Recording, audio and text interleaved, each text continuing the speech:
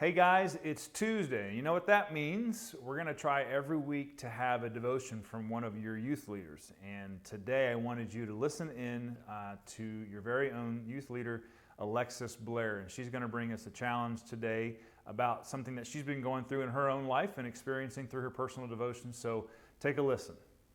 Hello, I'm Alexis from Fusion Youth Group. I am one of the youth leaders here.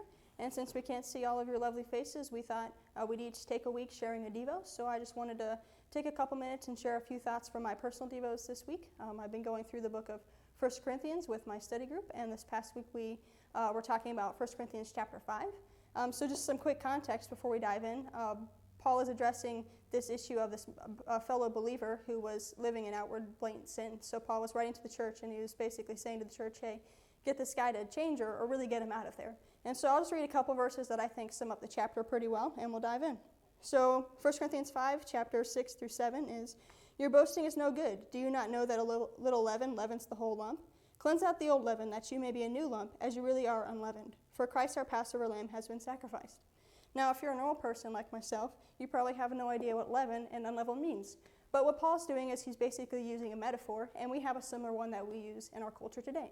And a similar metaphor, perhaps you've heard of it, would be one sour apple sours the whole batch. So let's just dive into this with two quick thoughts. One is sin infects. So a couple years ago, there was this big zombie craze. I didn't get much into it, but I'd seen enough movies to know that there's always that guy. The one guy who's our least favorite character in every zombie movie, you probably know who he is. He's the guy who gets bit by a zombie and pretends like everything's okay. He covers it up and goes back to life as normal. But we all know eventually he will be found out. And a similar thing happens with sin. If I get an infection in my hand, I could ignore it, I could brush it off, but pretty soon that infection is going to start to grow. And sin is similar. Sin is a very similar thing. And the Bible takes sin very seriously. Now we tend to shrug sin off and make it off as not a big deal. But Jesus takes sin so seriously that in the Gospels, he tells us that if your eye causes you to sin, pluck it out. And if your hand leads you toward temptation, get rid of it.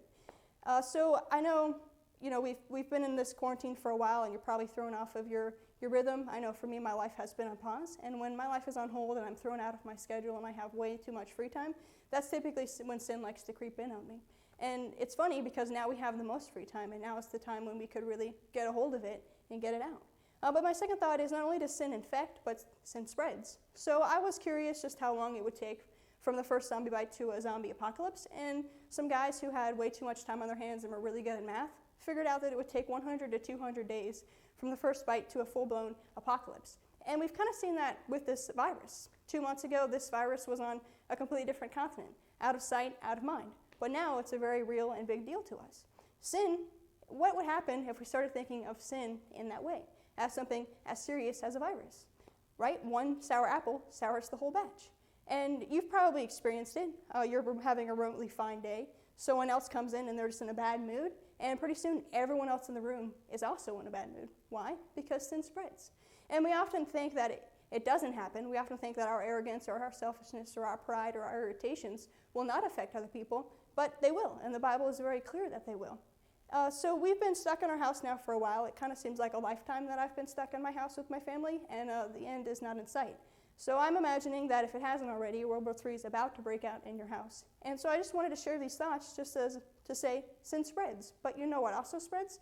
Kindness. So maybe instead of getting irritated at your brother or sister, you help them with their homework, or you help to cook dinner. So that's all I have.